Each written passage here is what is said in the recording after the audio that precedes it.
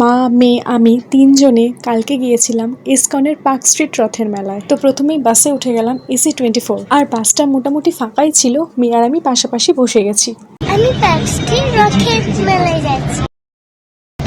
এই প্রথমবার ফ্রির বাসে গেলাম, তাই মেয়ে একটু অবাকই হলো। এভার ডাউলি ফ্রি। তাই ও টিকিটটা যত্ন করে নিজের কাছে রেখে দিয়েছে। ততক্ষণে পৌঁছে গেলাম পার্ক স্ট্রিট ময়দান। আমরা চলে এসেছি পার্ক স্ট্রিটে। স্ট্যান্ডে নেমে সামান্য একটু হাঁটলেই চলে এসেছিলাম ইসকন রথযাত্রা মেলাতে। মেলার ভেতরে প্রবেশ করতেই সামনে ছিল মহাপ্রসাদম কাউন্টার। সেখানে কিছু কিছু দাম অনুযায়ী মহাপ্রসাদ বিক্রি হচ্ছে। আর পাশে ছিল Govinda stall, that was veg food counter. আর তার পাশে গো সেবা, যেখানে নিজেদের সামর্থ্য অনুযায়ী গরু বাছুরদের সেবা করানো হয়।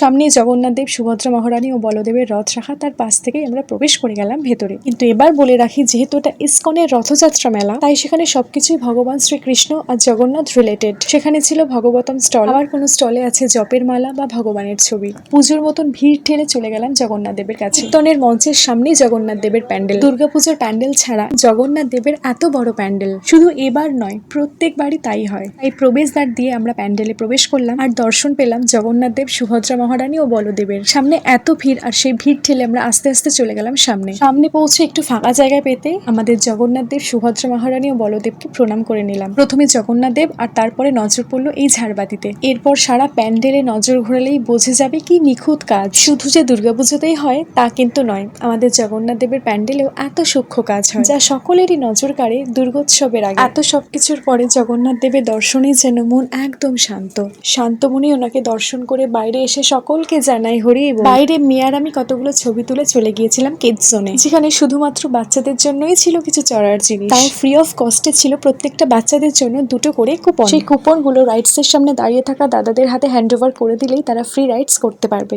আমার মেয়ে প্রথমেই চড়ে নিল দ্য বিগ মিকি মাউস। অনেকক্ষণ সেটা চড়ার পরে চলে গেল তার পাশে থাকা মেরি গো রাউন্ড চড়তে। কিন্তু এখানে কোনো দাদা না থাকায় কুপন ছাড়াই মেয়েটা চড়ে নিল, তারপরে কুপন নিয়ে চলে গেল ট্রাম্পলিনে।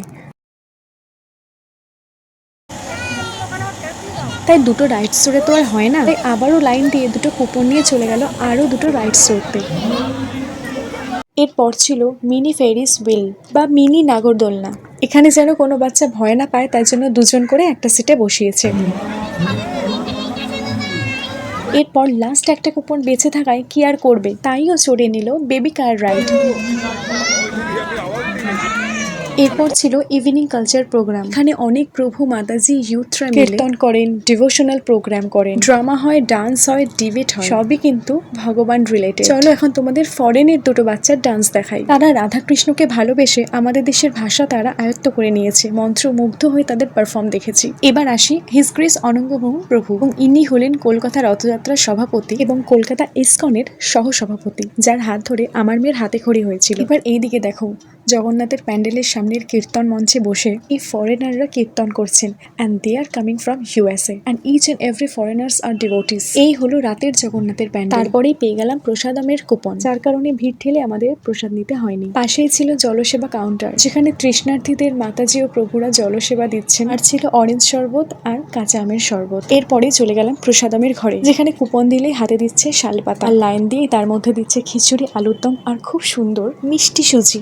অফিস থেকে এসছে আমার আরেকটা ভাই, আর ওর ভাগ্নি অর্থাৎ আমার মেয়ের জন্য নিয়ে এসেছিল আইসক্রিম। ও হলো আমার মাসির ছেলে, আমার ভাই, খুবই দুষ্টু, সারাক্ষণ আমার পিছনে লাগে, আর আমার হাতে মার খেতেও ও খুবই ভালোবাসে। যাই হোক, এই ভিডিওটা অনেকটাই বড় হলো। এরপর দেখা হবে অন্য কোনো মেলার ভিডিওতে। বাই।